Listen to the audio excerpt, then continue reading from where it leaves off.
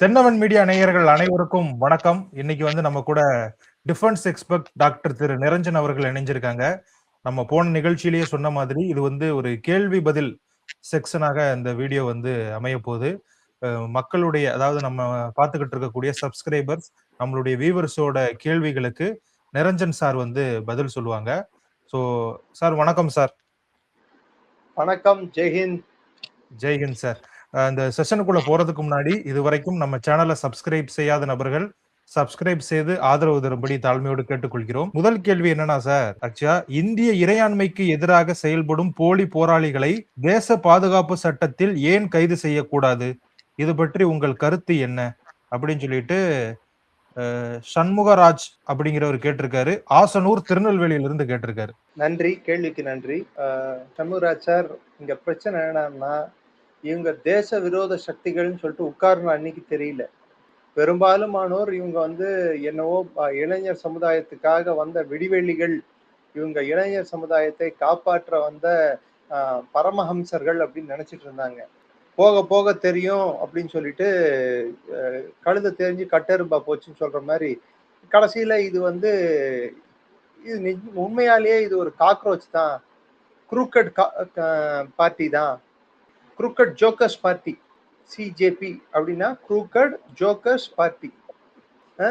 இல்லைன்னா எஃப்ஐஆர் போட்டா அந்த எஃப்ஐஆரை நீக்கிற அதிகாரம் போலீஸ்க்கே இல்லை, அரசுக்கும் இல்லைன்ற தெரியாம கூட அவங்க பெரிய அதிமேதாவிங்க மாதிரி நடந்துகிட்டு இருக்காங்கன்னா, ஸோ பிளஸ் தேச துரோக கூட்டங்களுக்கு இது மாதிரி துணை செல்லும் எதிர்கட்சிகள் என்ன செய்யலாம்? அங்க போயிட்டு ஸ்டேஜ் ஷேர் பண்ண எதிர்கட்சிகள் என்ன செய்யலாம்? சில மாணவர் அமைப்பு என்ற போர்வையில இந்த ஐசா, டைஃபி, எஸ்எஃப்ஐ போன்ற அமைப்புகள் என்ன செய்யலாம்? ஸோ இது தவறு இழைக்கப்பட்டதா என்றால் ஒரு விதத்தில் அரசாங்க தரப்பிலிருந்து தவறு இருந்திருக்கிறது, இல்லாம இல்லை. நான் இன்னைக்குள்ள எப்பத்துல இருந்தோ, நீங்க பேசு தமிழா பேசல ஒர்க் பண்ற காலத்துல இருந்தே கல்வி திட்டத்துல மாற்றங்கள் வேண்டும்னு சொல்லிட்டு நான் பல முறை உங்ககிட்ட சொல்லியிருக்கேன். பல முறை இதை நான் முன்வைத்திருக்கேன். பல முறை தவறுகள் நடக்கிறது, கவர்மெண்ட் கண்டு காணாம போயிட்டு இருக்கு இதை அப்படின்னு சொல்லிட்டு நான் பல முறை சொன்னேன். அது இன்னைக்கு வெடிச்சிருக்கு. தேசத்தை நேசிப்பவர்களும் இந்த ஆட்சிக்கு ஆதரவாக இருப்பவர்களும் நம்ம எழுப்புற குரலையே கவர்மெண்ட் கேட்க விரும்பலன்னா, அப்ப இது மாதிரியான குரல்கள் எழும்புதான் செய்யும். அப்பதான் கவர்மெண்ட் கேட்கணும்னா, ஐயா நல்ல பண்ணலடா சாமி, நீ ஒழுங்காயிடுறா சாமி அப்படின்னு சொல்லிட்டு வீட்டுல அப்பா என் பிள்ளைய பார்த்து சொன்னா கேட்காட்டி வீட்டுல திருந்தாதான் எங்க போய் திருந்துவான்? தெருவுல தான் திருந்துவான். பேர் எழுத்து தெருவுல விட்டாங்களா? இப்போ sir government sometimes always react தான் பண்ணும், ப்ரோஆக்டிவா இருக்காது. அதாவது வரும் முன் காப்போம்ட்டு கவர்மெண்ட்டுக்கு சிந்தனை இருக்காது பெரும்பாலும்.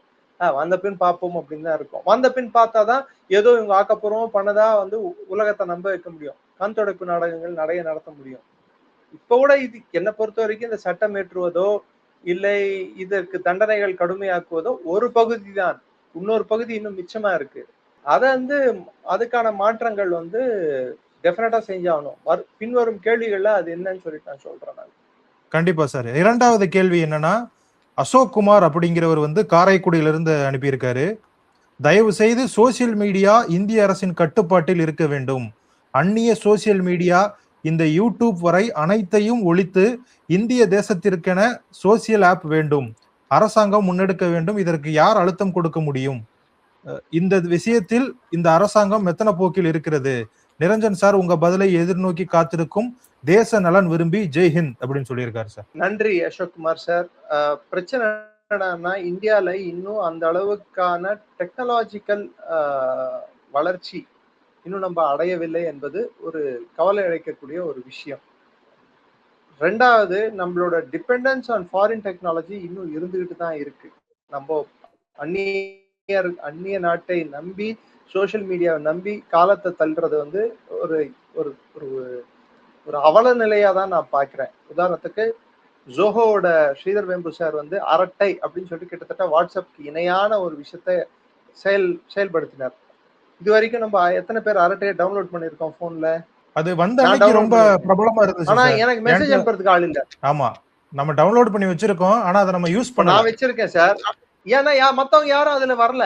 உங்களுக்கு ஸ்வதேசி என்ற சிந்தனை எப்போ வருதுன்னா, இது மாதிரி அந்நிய சக்திகள் ஊடுருவும் போது மாத்திரம் வருது. இந்த ஸ்வதேசி சிந்தனை ஒவ்வொரு நாளும் இருந்தா மட்டும்தான் இது மாதிரி அந்நிய சக்திகளை முறியடிக்க முடியும். நம்ம போட்டுட்டு இருக்கிற சண்டை வந்து இது 5th ஜெனரேஷன் வார்ஃபேர். இதுல ராணுவமும் இருக்கும், இது மாதிரி சைக்கலாஜிக்கல் வார்ஃபேர், அதாவது மூளை செலவை செய்து இங்கே உள்நாட்டு கிளர்ச்சியில் ஈடுபட செய்யும் போர்களும் நடக்கும்.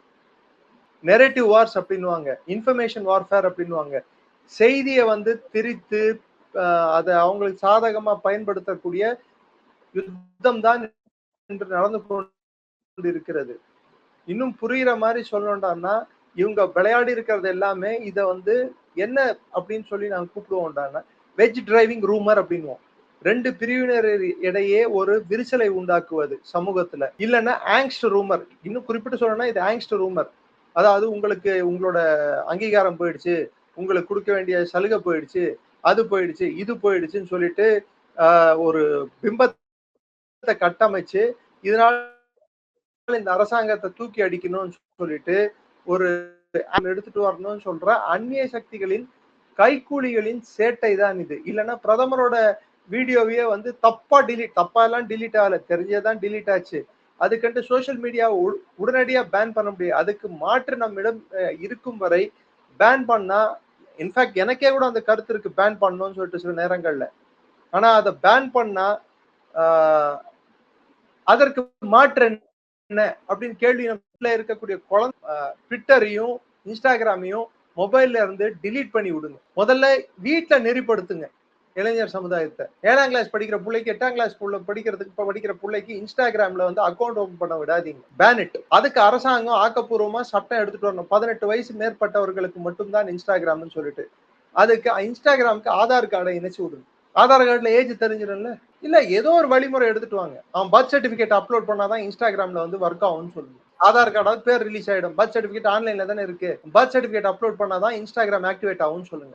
அதோட முடிஞ்சது கதை. சோ நம்ம இங்க இருக்க விஷயங்களை கண்டுபிடித்து இங்க இருக்கிற விஷயங்களை செயல்படுத்துற வரைக்கும், அதுக்கு மாற்று இல்லாத வரைக்கும் நம்ம அதை தொட்டோம்னா அது பிரச்சனையா முடியும். அடுத்ததா ஒருத்தர் கேட்டிருக்காரு, சார் வணக்கம், ஆபரேஷன் சிந்தூர் காலகட்டத்தில் உங்கள் கருத்துக்களை பெரிதாக வரவேற்றேன். ஆனால் மாணவர்களின் போராட்டத்தையும் அதே போல நீங்கள் அணுகுவது தவறு. என் உறவுக்கார பெண் சென்னையில் நடந்த நீட் எதிர்ப்பு போராட்டத்தில் கலந்து கொண்டார். அவரையும் பாகிஸ்தானியர் போல உருவகப்படுத்துவது தவறு.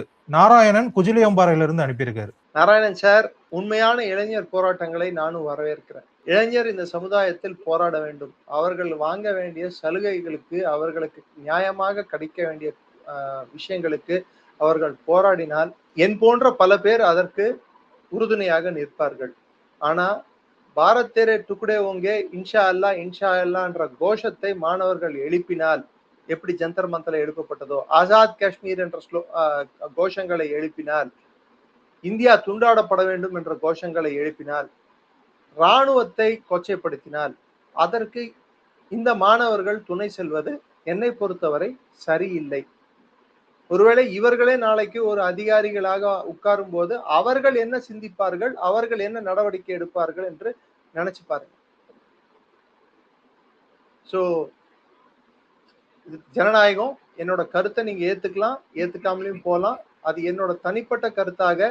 மாணவர்களோட இது நீட் சம்பந்தப்பட்ட தவறுகளை சரி செய்யும் வரை அது சரி. அதற்கு மிஞ்சி அரசாங்கத்தை அடிபணிய வைக்க வேண்டும், அரசை கவிழ்க்க வேண்டும், இந்தியாவில் வன்முறை வெடிக்க வேண்டும் என்று நினைத்தால் அது சரியல்ல. Okay sir. அடுத்ததாக கௌரி சங்கர் தஞ்சாவூர்ல இருந்து அனுப்பியிருக்காங்க. இடத்தை கொடுத்தால் மடத்தை பிடுங்குவார்கள், முடிவுதான் என்ன? காங்கிரஸ் ராகுல் தீவிரவாதிகள் பின்னால் போவது ஏன் அப்படின்னு கேட்டிருக்காரு. மக்களால் நிராகரிக்கப்பட்டவர்கள் ஆட்சி அதிகாரம் அவர்கள் கையில் வராமல் இருப்பதனால் அவர்களின் ஆதங்கம் ஒரு விதத்தில் நியாயமானது. ஆனால் அந்த ஆதங்கத்தின் காரணமாக, அந்த கோபத்தின் காரணமாக, காழ்ப்புணர்ச்சியின் காரணமாக இந்தியாவை துண்டாட நினைப்பது, அதை துரதிருஷ்டகரம் சொல்ல மாட்டேன், அது நியாயமான செயல் அல்ல. அதுவும் குறிப்பிட்டு மாண்புமிகு எதிர்கட்சி தலைவர் ஒவ்வொரு முறையும் வெளிநாட்டுக்கு சென்று வருவது, இங்கே இருக்கும் பிரச்சனைகளை அணுகுவதை விட அவர் வெளிநாட்டில் இருக்கும் நாட்கள் அதிகமாக இருப்பது கவலை அளிக்கிறது. நன்றி சார், நன்றி. அடுத்ததா பெங்களூர்ல இருந்து கீதா அப்படிங்கிறவங்க கேட்டிருக்காங்க, ஐயா நமது துரந்தர்கள் இந்தியாவில் இந்த அயோக்கியர்களுக்கு எதிராக செயல்பட வேண்டும், இது நடக்குமா அப்படின்னு கேட்டிருக்காங்க. சோ நடக்காது, நியாயம் அல்ல. என்ன அங்க துரந்தர்கள் இருந்த வெளிநாட்டுலதான் செயல்படுவாங்க என்ன சார்? துரந்தர்ன்றவங்க அவங்க நம்ம ஆளுங்க தான் சொல்லிட்டு எப்படி நான் வரையறைப்படுத்த முடியும்? இங்க துரந்தர் இல்லன்னு நீங்க எப்படி சொல்றீங்க? அப்படியே பார்த்தா கூட சோனம் மான்சுக்கு இன்னைக்கு ஒரு துரந்தர் தான் என்ன பொறுத்த வரைக்கும். ஓகே. 20 நாள் உண்ணாவிரதம் இருந்துட்டு அதுக்கப்புறம் அரசாங்கம் பதவி மந்திரி பதவி விலகின அப்புறம் உங்க போராட்டத்தை தொடு வர்றது நியாயம் இல்லை, இது மாதிரி வன்முறையில ஈடுபடுறது நியாயம் இல்லைன்னு நேற்று பாராளுமன்றம் வெளியே நின்று பல்ட்டி அடிச்சிருக்காரு. அதுக்கு அவன் சௌரவ் தாஸ் என்ற அந்த ஒரு கேடுகெட்ட ஒரு பிறவி ஒண்ணு இருக்கு. அவன் மாதிரி ஒரு கேடுகெட்ட பிறவியை நான் பார்த்ததே இல்லை. முதல்ல அவங்க அப்பா அம்மா யாருன்னு தெரிஞ்சுக்கிட்டு அவங்கள வந்து அது மாதிரி அவன் பேசுவானான்னு சொல்லி கேட்கணும். அவன் வீட்லயும் இப்படிதான் வளர்ப்பு இருக்கா. இங்க வந்து யாரெல்லாம் வந்து நாட்டுக்கு எதிரான கோஷங்களை இட்டார்களோ, சொல்லத்தகாத வார்த்தைகளை பயன்படுத்தினார்களோ, அதாவது என்ன சொல்றது, செயல்களால் எவ்வளோ அசிங்கமான செயல்களில் ஈடுபடணுமோ அவ்வளோ அசிங்கமான செயல்களில் ஈடுபட்டார்களோ, இவர்கள் வளர்ப்பு சரியில்லை என்றுதான் என்னோட புரிதல்.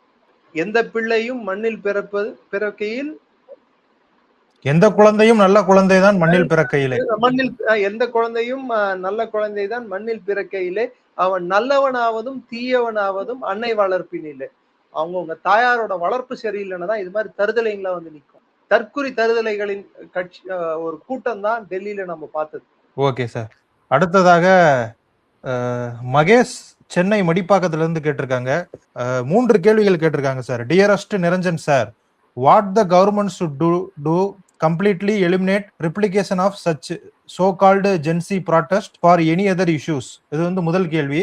நீங்க இதுக்கு பதில் சொல்லுங்க சார், நான் அடுத்த கேள்விகளை கேட்கிறேன். Government has done enough. அவங்க பண்ண வேண்டியது what they have to do that they have done. Their 3 demands have been met. But after that, what Supreme Court has said, the things are in the ball is in the court. So let them face the tune. If they take law in their hands, if they go against the parliament, violating 144 section, or rather to say the present 163 BNS section, they are bound to face the law. Okay. Which the Supreme Court has clearly said. And even if they bring the biggest of legal luminaries, by Kapil Sibal, let them bring entire lot to the Supreme Court, nothing is going to work out. And Saurav Das has to be taught a lesson. He has to be grounded. That rascal has to be behind Tihar jail. Okay. ரெண்டாவது கேள்வி, I think JNU should be shut down completely. It's the source of anti-Indian execution. Hope it sounds right. Instead of shutting off JNU, I feel that the funding for JNU from central government has to be stopped. Except for teachers' salaries, remaining all other things, the funding should be stopped. Like there are n number of universities in India. Are they being funded by the government of India? No. Then why should JNU be given a special treatment? And second thing, campus politics in any institution has to be banned. Political parties having their student affiliate organizations in a campus has to be banned. Elections based on political affiliations has to be banned. If those rascals want to be doing politics inside the campus, it should be ensured that they don't get government scholarships, stipends, or government sponsorship by other means. Second thing, if those rascals should have minimum 75% attendance to stand for elections. Third thing, they should not have any arrears. If they have any arrears, they are not eligible to stand for elections. Fourth thing, they should not have any criminal track record. Fifth thing, they must owe allegiance to Indian Constitution while standing for election. They should say that we do believe in the rule of law and that of the Indian Constitution. To be precise, we believe in United India, including that of Kashmir. We don't support China. They must take an oath and it should be recorded. Okay sir.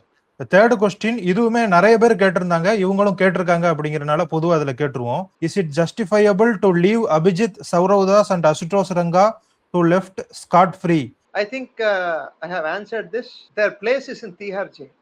If not, the better place would be somewhere in Andaman, so that they don't communicate to anyone in Indian mainland. Okay sir. அடுத்ததாக மாதவன் அப்படிங்கிறவங்க கேட்டிருக்காங்க, ஐயா, Marxist communist எப்போதும் சீனா ஆதரவு கோஷம், சில முஸ்லிம் அமைப்பு பாகிஸ்தான் ஆதரவு, விசிக, தமிழ் புலிகள் இயக்கம், ஒரு சில தமிழ் தேசியம் பேசும் அமைப்புகள் பகிரங்கமான பிரிவினைவாதம் பேசுகின்றனர். இவர்கள் மீது ஏன் மத்திய அரசு நடவடிக்கை எடுக்க தயங்கிக் கொண்டே இருந்தது? வாக்கு வங்கி அரசியலா அப்படின்னு மாதவன் கேட்டிருக்காரு சார். வாக்கு வங்கி அரசியல்னு சொல்ல முடியாது. மார்க்சிஸ்ட் கட்சியோட சைனா ஆதரவு வந்து இன்னைக்கு நேத்து இல்ல. அந்த கட்சி உடைஞ்சதே, சிபிஐ என்ற கட்சி உடைஞ்சதே அந்த காரணத்தினால தானே. சோ இன்னைக்கு நேத்து இல்ல அவங்க ஆதரவு. அந்த கட்சி உருவானது அதனாலதான் Communist Party of India. India கடைசியில வந்து கம்யூனிசம் முதல்ல வரதுனால அவங்க சைனாக்கு ஆதரவு கொடுப்பது அது ஒண்ணு பெரிய. நார்த் கொரியா கூட ஆதரவு கொடுக்குறாங்க அவங்க. இதே நார்த் கொரியால இது மாதிரி அஜிடேஷன் பண்ணியிருந்தா கிம் ஜாங் உன் பீரங்க வச்சு நசுக்கிட்டு இருப்பாரு. சைனால பண்ணியிருந்தா டினமேன் ஸ்கொயர்ல என்ன நடந்ததுன்னு சொல்லிட்டு எல்லாருக்கும் தெரியும். எடுத்து இன்சிடென்ட்டை பார்க்கட்டும், நசுக்கிட்டு இருப்பாங்க. இது ஜனநாயக நாடா இருக்கிறதுனால இவங்களை விட்டு வச்சிருக்காங்க. வாக்கு போடுறதுக்கு அந்த கட்சிக்குன்ட்டு வாக்கு போடுற மக்கள் இருக்கிறதுனால இந்த ஜனநாயகத்துல சில நேரங்களில் இது மாதிரி குரல்களையும் நாம் ஏற்றுக்கொள்ள வேண்டிய ஒரு கம்பல்ஷன்ல இருக்கும். ஓஏசி போன்ற நபர்கள், நேஷனல் கான்ஃபரன்ஸ் போன்ற கட்சி, பீப்புள்ஸ் டெமோக்ராட்டிக் பார்ட்டி போன்ற கட்சி, தமிழ்நாட்டில் இருக்கக்கூடிய பிரிவினை சிந்தனை தூண்டக்கூடிய கட்சிகள், இதை எல்லாரையும் ஏத்துக்க வேண்டியது நம்மளோட ஜனநாயகத்தின் அவல நிலை என்று நான் பார்க்கிறேன். நன்றி சார். உங்கள் பேட்டி தேசத்தின் உண்மை முகமாக உள்ளது. பிரதமர் மோடி இதற்கு நடவடிக்கை எடுக்க வேண்டுமா? அமைச்சர்கள் என்ன செய்கின்றார்கள் என்று தெரியவில்லை. இதற்கு நீங்கள் பதில் சொல்ல வேண்டும் சார். வாழ்த்துக்கள். ஜெய்ஹிந்த். வந்தே மாதரம். மதுரவாயிலிருந்து பி பரந்தாமன். அதாவது என்ன, இதை நான் எப்படி புரிஞ்சுக்கணும் சார்? பிரதமர் மோடி தான் நம்ம நடவடிக்கை எடுக்கணும்னு எல்லாருமே சொல்றோம். ஆனா அமைச்சர்கள் என்ன செய்யறாங்கன்னு யாருக்குமே தெரிய மாட்டேங்க. அமைச்சர்கள் இது போன்ற விஷயங்களுக்கு பொறுப்பேற்றுக்கணுமா அப்படின்னு கேட்டிருக்காங்க சார். ஜெய்ஹிந்த். வந்தே மாதரம். நன்றி சார் உங்க கேள்விக்கு. அமைச்சர் ஒழுங்கா பொறுப்பேற்றிருந்தா இவ்வளவு தூரம் பிரச்சனை வந்திருக்காது. இதுல என்னைக்கு ஜேஎன்யூல வந்து ரிசர்வேஷன் அடிப்படையில ஜேஎன்யூன்ற பாருங்க, யுஜிசி ஒரு சுற்றறிக்கை விட்டது. அதாவது ஹராஸ்மெண்ட் செல்லுன்னு சொல்லி ஒன்று ஸ்டார்ட் ஹராஸ்மெண்ட் அமைப்பு செல்லுன்னு ஒன்று ஒவ்வொரு கல்லூரிலையும் ஸ்டார்ட் பண்ணோம். அதுல ஓசி மாணவர்கள் மற்ற வகுப்பை சேர்ந்த மாணவர்களை யாராவது தவறு செய்தா அதற்கு நடவடிக்கை எடுக்கணும்னு சொல்லிட்டு ஒரு சுற்றறிக்கை ஒன்று வெளியிட்டாங்க. அதை வந்து முதல்ல பார்லிமெண்டரி பேனல் வந்து ப்ரப்போஸ் பண்ணிச்சு. அதுக்கப்புறம் சுப்ரீம் கோர்ட் அதை அமல்படுத்த சொன்னிச்சு. அதுக்கான எதிர்வினை பெருசா வந்தது. அதுவும் குறிப்பிட்டு ரைட் விங் ஈகோ சிஸ்டம்ல இருந்து பிஜேபிக்கு சப்போர்ட் பண்றவங்க கிட்ட இருந்து பெரிய எதிர்வினை வந்துச்சு. உதாரணத்துக்கு சொல்றேன், ஒரு ஓசி மாணவி இருக்காங்க, மற்ற வகுப்பை சேர்ந்த மாணவன் ஒருத்தர் இருக்கிறார். அவர் வந்து அந்த பொண்ணு கிட்ட போய் ப்ரப்போஸ் பண்றாரு, நான் உன்னை காதலிக்கிறேன் அப்படின்னு சொல்லிட்டு. அந்த பொண்ணு ஏத்துக்கலன்னா அது ஹராஸ்மெண்ட். அவரை ஜாதி ரீதியா அசிங்கப்படுத்தின மாதிரி. என்ன நியாயம்? இது மாதிரி சட்டத்தை வந்து தர்மேந்திர பிரதான் வந்து கண்டு காணாத விட்டதுக்கான விளைவு அன்னைக்கு வந்து இந்து அமைப்புகளும் மற்ற அமைப்புகளும் இது தவறு, இந்த தவறை வந்து திருத்திக் கொள்ள வேண்டும், இதை வந்து அமல்படுத்தக்கூடாதுன்னு சொன்னப்போ அவர்களை வந்து வீட்டு கைதில் வைத்து அவர்களை போராட விடாமல் செய்தது. இன்று அதற்கான விளைவை தர்மேந்திர பிரதான் அனுபவித்துள்ளார் என்றுதான் நாம் புரிந்து கொள்ள வேண்டும். Okay sir. எப்ப வீட்டுக்குள்ள இருக்கக்கூடிய நமது சொந்தங்களே வந்து நீ போற வழி சரியில்லை, பார்த்து நடந்துக்கோ, இது எங்க போய் முடியும் தெரியாதுன்னு சொல்லி கேட்கலன்னா நாளைக்கு தெருவில் அடி வாங்குறதான் செய்வாங்க. இயல்பு. ஓகே. அடுத்ததாக வந்து ராமகிருஷ்ணன் அப்படிங்கிறவங்க கேட்டிருக்காங்க, சொல்லியிருக்காங்க ஒரு அட்வைஸ் மாதிரி, எப்படியும் உங்களோட வயசுல மூத்தவங்களா. ஆமா. டாக்டர் நிரஞ்சன் தனது கருத்துக்களை பகிரும் போது உணர்ச்சி வசப்படாமல் சொற்களை கவனமாக பேச வேண்டும் அப்படின்னு சொல்லியிருக்காங்க. நன்றி. அன்பார்ச்சுனேட்லி அவரை நான் தப்பு சொல்ல. ஒரு இந்திய பிரஜையா சோத்துக்கு உப்பு போட்டு சாப்பிடுறோம்னா என்னால இந்த நாட்டை பிரிவினைக்கு உட்படுத்தணும்னு நினைக்கக்கூடிய கும்பலுக்கு நான் எப்படி அணுகணும்னு சொல்லிட்டு எனக்கு தெரியல. இது கோபமோ இல்ல என்னோட சுயலாபத்துக்காக நான் பேசுற பேச்சோ இல்லை. எனக்குள்ள இருக்கிற ஒரு விதமான ஒரு ஏழாமையும் ரௌத்ரமும் தான் இதுல காட்டுதே தவிர்த்து நான் உணர்ச்சி வசப்பட்டெல்லாம் பேசல. Okay sir. ஓகே. இப்பயும் நான் உணர்ச்சி வசப்படல. Okay sir. நீங்க என் நாட்டுக்கு எதிராக யாரும் பண்ணாம, என் நாட்டுக்கு எதிராக யாரும் பேசாம இருந்தா நான் ஏன் சார் பேச போறேன்? சரி, நான் பேசுறதால என்ன ஆயிடும்னு பார்த்தாங்கன்னா அட்லீஸ்ட் 10 பேருக்காவது விழிப்புணர்வு வரும்ல. இங்க தேச விரோத செயல்களை வந்து உண்டாக்குறதுக்கு 100 பேர் இருக்கான். இங்க தேசியத்தை பேணி காக்கிறதுக்கும் அதை வளர்க்கறதுக்கும் 10 பேர் தான் இருக்கும். என்ன பண்றது? புரியுது சார். அது வந்து உங்க மேல இருக்கிற அக்கறையில கூட சொல்லியிருக்கலாம். அதை வந்து நம்ம எல்லாம் நியாயம். எடுத்துக்கலாம். அவருக்கு அவரோட கருத்தை வந்து நான் ஏத்துக்கிறேன். நான் இல்லைன்னு ஓகே, நான் சொல்லல. சரிங்க சார். அடுத்ததாக நீங்க வந்து ஒரு கல்வி நிறுவனத்துல ஹெச்ஓடியா பணியாற்றி இருக்கீங்க. அதனால இந்த கேள்வி வந்து உங்களுக்கு ஆப்டா இருக்கும் அப்படின்னு நான் நினைக்கிறேன். I am Santhanam from Chennai. For NEET exam prepare 6 set of question papers and sent it to various regions of India and consolidated mark can be taken for merit அப்படின்னு ஒரு சொல்லியிருக்காங்க. இது சரியா இருக்குமா அப்படின்னு உங்ககிட்ட கேட்டிருக்காங்க. இல்ல, the best possible way is to create a question bank of thousands of questions coming from all over India. There are experts in each and every state who understand the subject, because India consists, the education is in concurrent list. There is CBSE, there is also state board. Let the state board teachers provide their set of questions. Let the central board teachers provide their set of questions. Every question should be accumulated into question bank, and the entire examination process should be based on CBT, that is computer based testing, whereby a student sits in front of the computer. Randomly the questions will be 300 questions will come up in their screen. They have to answer it. That's all. For that, an algorithm can be prepared. A separate agency has to be created, and we have the technical capability to do so. That's why the new committee has been formed, which unfortunately a scientist of repute like Professor V. Kamakoti has been called as Gomutra drinker by beef eaters and pork eaters of opposition. கட்சியோட symbol வந்து பசுமாடும் கண்ணுக்குட்டியும். நேத்து யார வந்து கோமூத்ரா ட்ரிங்கர்னு சொன்னாங்களோ அவங்களோட சிம்பலே வந்து பசுமாடும் கண்ணுக்குட்டியும். அதையே வெட்டி சாப்பிடுற அளவுக்கு வந்துட்டாங்க. அதான் சார், பிரியங்கா காந்தியினுடைய அந்த பேச்சு வந்து நிறைய கண்டனங்களை சம்பாதிச்சுட்டு வருது. ஸோ அடுத்த கேள்வி வந்து பாத்தீங்க அப்படின்னா சுதாராம் அப்படிங்கிறவங்க கேட்டிருக்காங்க. நிரஞ்சன் சார், உங்களுக்கு ஒரு கேள்வி. உளவுத்துறை தோற்றுவிட்டது என்று ஒற்றுக்கொள்கிறீர்களா? தகவல் துறை என்ன செய்து கொண்டிருந்தார்கள்? நேபாளம் போன்ற இடங்களில் நடக்கும் போதே நம்ம என்ன செய்ய வேண்டுமோ அதை செய்திருக்க வேண்டாமா? Information Broadcasting Ministry has been a biggest failure in this entire thing.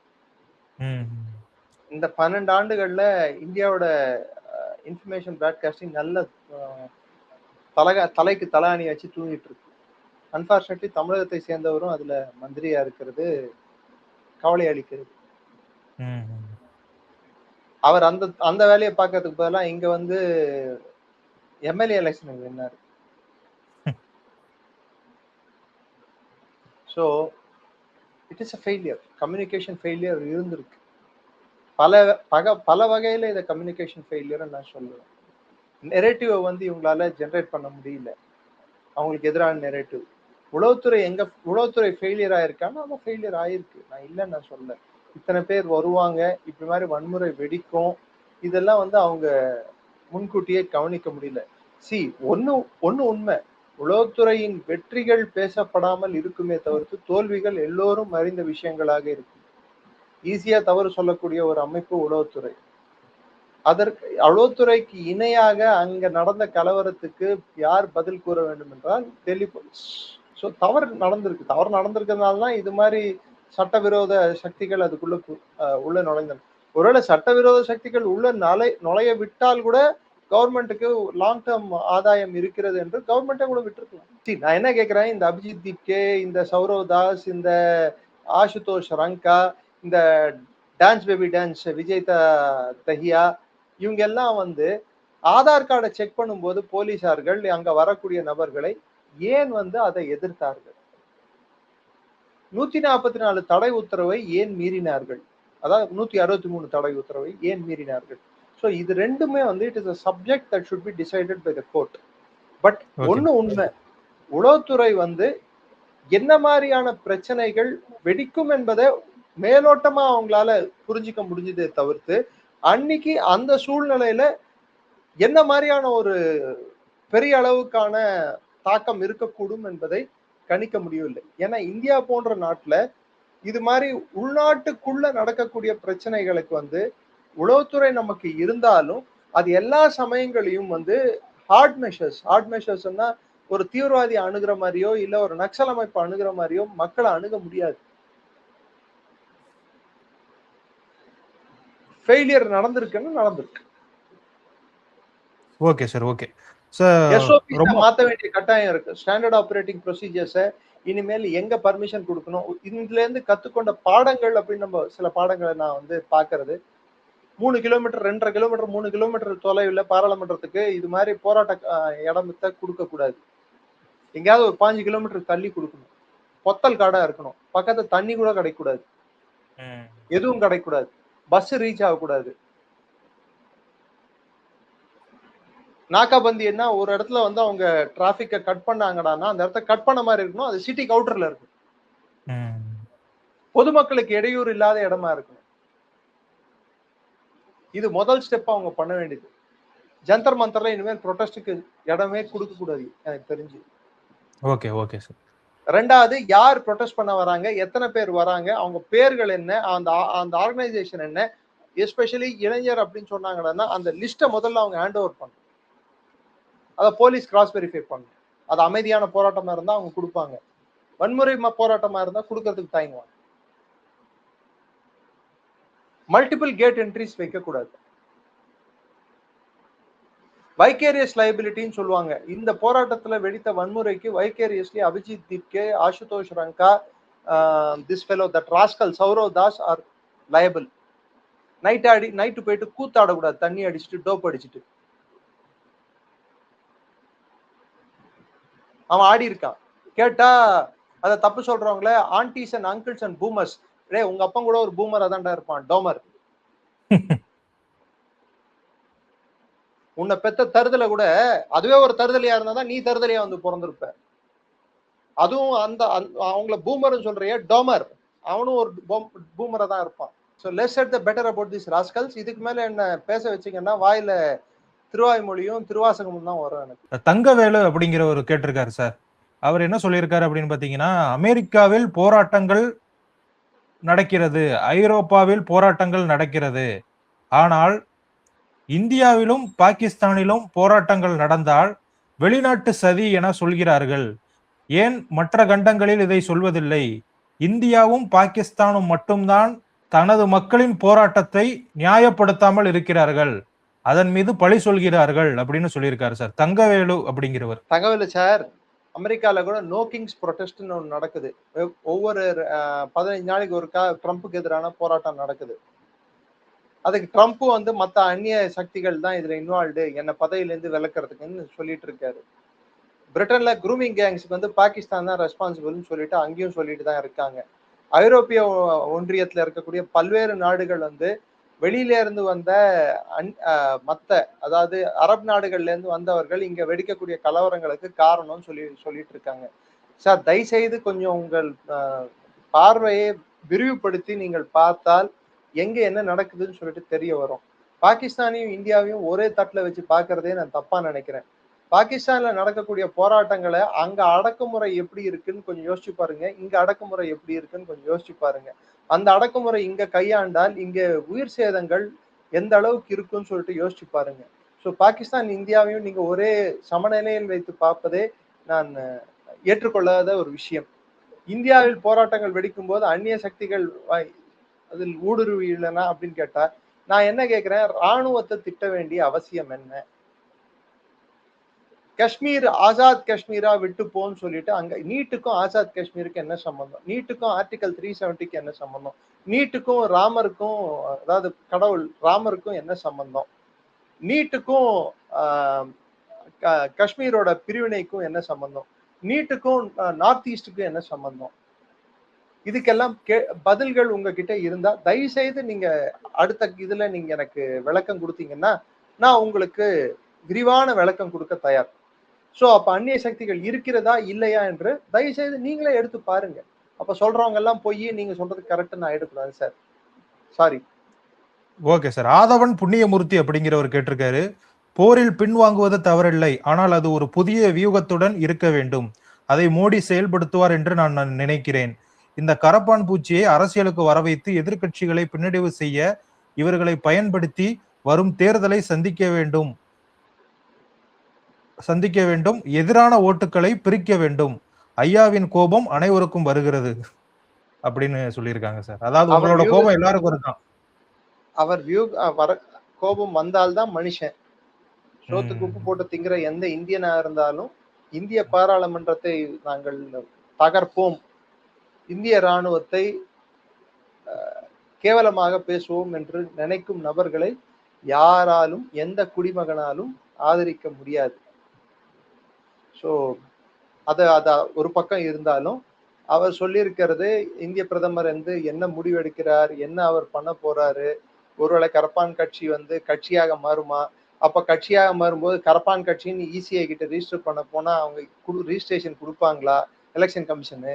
இதெல்லாம் அப்பாற்பட்ட கேள்விகள். இப்பொழுது இருக்கும் கேள்வி, கரப்பான் கட்சி என்பது ஆப்பின் கைக்கூலி, ஆப்பின் ஒரு அடிவரடி.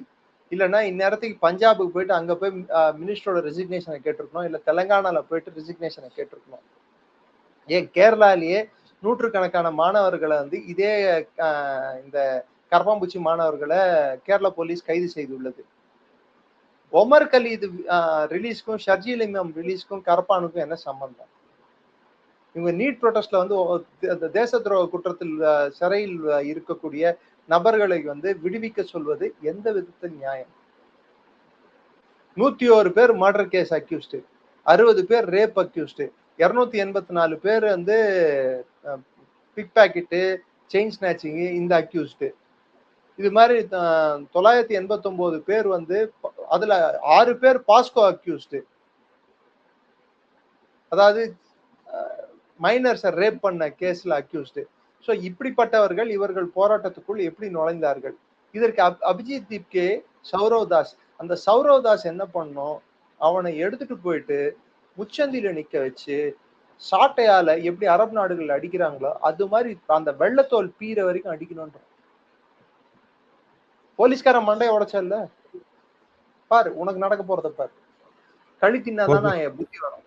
ரொம்ப நன்றி சார். மீதி இருக்கக்கூடிய கேள்விகளை நம்ம வந்து அடுத்த கொஸ்டின் ஆன்சர் செஷன்ல பார்க்கலாம். அதே மாதிரி நீங்க மக்களுடைய கேள்விகளுக்கு தொடர்ந்து உங்களுடைய பதில வந்து சொன்னீங்க.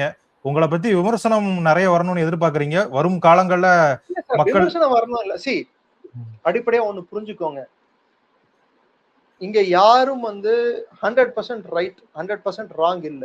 there is a gray area. கண்டிப்பா அடுத்த இதுல வந்து மக்கள் அந்த கேள்விகளை கேட்பாங்க அப்படின்னு நம்ம நம்புவோம் சார். அடுத்த இதுல கேட்பாங்க. சி, எந்த விஷயத்துமே வந்து கருப்பு வெள்ளையா பார்க்காதீங்க. Devil is in the detail அப்படின்வாங்க. சோ இதுக்கு நடுவுல ஒரு இடைப்பட்ட ஒரு நிறம் இருக்கு. கருப்பும் வெள்ளையும் வந்து சந்திக்கிற இடத்துல ஒரு கிரே அப்படின்ற ஒரு நிறம் ஒன்று உருவாகும். அந்த கிரே ஏரியா தான் வந்து பெரும்பாலும் இருக்கிறது. அந்த கிரே ஏரியா வந்து நம்ம புரிஞ்சுக்கிட்டோம்னா, இப்போ உதாரணத்துக்கு சிஜேபி வந்து கவர்மெண்ட் சொல்லிடுச்சு எங்களை எல்லாம் வந்து கேஸ் போட மாட்டேன்னு சொல்லிட்டு, அது எப்படி கவர்மெண்ட் பின்வாங்கலாம்? கவர்மெண்ட் என்ன சொல்றாங்க, இந்த பேர் அறவழியில் போராடின மாணவர்களை விடுவிக்கிறோம்னு சொல்லிட்டோம். அதை நாங்க பண்ணிட்டோம். 21 பேர் காம்பன்சேஷன் கொடுக்கணும்னு சொன்னீங்க, நாங்க சொன்னோம், அதுக்கு பரிசீலனை பண்ணிட்டு இருக்கோம், அதுக்கு கொடுத்துருவோம். மந்திரியை ராஜினாமா பண்ணணும்னு சொன்னீங்க, மந்திரி ராஜினாமா பண்ணிட்டார். எங்க வேலை முடிஞ்சிருச்சு. சுப்ரீம் கோர்ட்ல 360 பிஎன்எஸ், அதாவது 360 சட்டம் 360 பிஎன்எஸ் கீழே, பாரதிய நியாய சன்னிதா, அது கீழே என்ன ரூல் இருக்குன்னா, எஃப்ஐஆர் பதிவு செய்தால் எஃப்ஐஆரை நீக்குவது அது அரசின் கையில் இல்லை, நீதிமன்றத்தின் கையில் தான் உள்ளது. போலீஸ் அதிகாரிகள் கையிலும் இல்லை, நீதிமன்றத்தின் கையில் தான் உள்ளது. அதுவும் குற்ற பின்னணி கொண்ட நபர்களும் கொடிய குற்றங்கள் செய்ததுக்கும் கோர்ட்டுக்கு தான் போய் ஆகணும். நீ வந்து பப்ளிக் ப்ராப்பர்ட்டியை டேமேஜ் பண்ண, போலீஸ்காரன் மண்டையை உடைப்ப, நீ வந்து காலை உடைப்ப, கையை உடைப்ப, ராணுவத்துக்கு அகேன்ஸ்டா என்ன வேணாலும் பேசுவ, நீ இருக்கிற இடத்த எல்லாம் அசிங்கப்படுத்துவ, பாராளுமன்றத்தை உடைச்சு தள்ளிடுவேன்னு சொல்லுவ, இந்திய இறையாண்மைக்கு எதிராக பேச்சுக்கள் பேசுவ.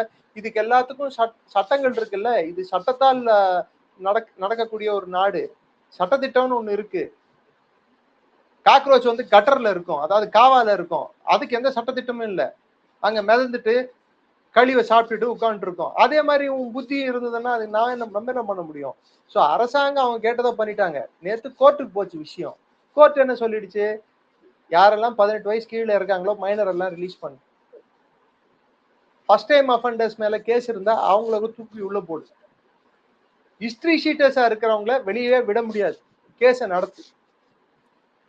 இதுல புது சட்டத்துல ஒரு சரத்து என்னடான்னா, இப்படி ஒரு கேஸ் வந்ததுன்னா வெறும் கவர்மெண்டோட சாங்ஷன் மாத்திரம் போதாது. கவர்மெண்ட் வந்து அவங்கள விடுதலை பண்ணிடுறேன்னு சொன்னா போதாது.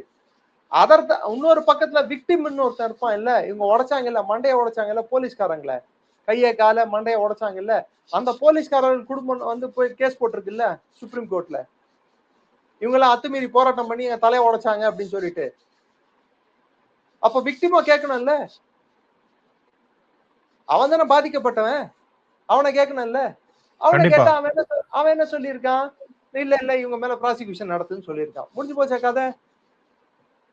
இப்ப எல்லாரையும் ரிலீஸ் பண்ணி எல்லாரையும் எப்படி ரிலீஸ் பண்ண முடியும் கேட்டா, சுப்ரீம் கோர்ட்டுக்கு வந்து சௌரோதாசன்ற அந்த கேடுகெட்ட பிறவி சொல்லி இருக்கிறது என்னன்னா, சுப்ரீம் கோர்ட்டுக்கு வந்து அவங்களுக்கு சட்டம் தெரியல. ஆமா, இது பெரிய சட்ட மேத. இந்திய அரசியல் சாசன சட்டத்துல இருந்து, இந்திய குற்ற தண்டனை சட்டத்துல இருந்து எல்லாத்தையும் வந்து கரைச்சு குடிச்சிட்டு வந்து உட்காந்துட்டு இருக்கு. Useless rascal. எடுத்துட்டு போய் பார்டர்ல நிக்க வச்சு 2 நாள் விட்டோம்னா அந்த சைடு இந்த சைடு வரக்கூடிய ஃபயரிங் சவுண்ட கேட்டாலே கீழே அவனுக்கு வர்றது எல்லாமே வந்துடும். அவனுக்கு 21 பேர் பொணங்களை வச்சு அரசியல் பண்ணிட்டு கூத்தாடிட்டு இருக்கான். இவெல்லாம் தலைவன் சொல்லிட்டு அடுத்த தலைமுறை வந்து இவனை கொண்டாடுது. வெக்கி தலை குனியணும் சார். என் தலைமுறைக்கு வந்து நாங்க யார தெரியுமா சார் ஹீரோவா நினைச்சோம். இது வந்து இந்த சமுதாயம் கேட்க வேண்டிய விஷயம். For me the hero was Manojkumar Pandey. He was all but 27, 27 வயசு. பாகிஸ்தானோட கார்கில்ல ஒவ்வொரு பங்கரா உள்ள நுழைஞ்சு பாகிஸ்தான் காரணங்களை கொன்னாரு. மேஜர் மனோஜ்குமார் பாண்டே பேரொன்றே போதுமானது. குர்கா ரெஜிமெண்ட்டை சேர்ந்தவர். அவர் பேர் சொன்னாலே பாகிஸ்தான் காரணங்க பயந்தானுங்க. He was my hero. We had good heroes. எனக்கு ஹீரோ இன்னொரு ஹீரோ யாருன்னு பாத்தீங்கன்னா, ஷேர்ஷான் சொல்லக்கூடிய கேப்டன் விக்ரம் பாத்ரா, கேப்டன் அனுஜ் நயார், இது மாதிரி எத்தனையோ பேரு கார்கில்ல. சார் நான் 12th படிக்கும் போது ஒவ்வொரு நாளும் நான் சாயங்காலம் வந்து டிவியை ஓபன் பண்ணி பார்க்கும் போது பாலம் அந்த டெர்மினல்ல, அந்த ஏர்போர்ட் டெர்மினல்ல இவர்களோட அந்த பூத உடல்கள் அது வந்து காஃபின் பாக்ஸ்ல வந்து தேசிய கொடி போத்தி இருக்கும். 27 வயசு சார் அவங்களுக்கு எல்லாருக்கும். ஆவரேஜ் ஏஜ் கார்கில்ல உயிர் நீத்த வீரர்களுக்கு. அவங்க ஹீரோவா எடுத்துக்கோங்கடா. அருண் கேத்ரபால ஹீரோ எடுத்துக்கோங்கடா. 71 போர்ல என்ன சண்டைக்கு அனுப்ப, உனக்கு இன்னும் ஃபுல் ட்ரைனிங் முடியல, நீ சண்டை போக கூடாதுன்னு சொன்னாங்க கமாண்டிங் ஆபீசர்.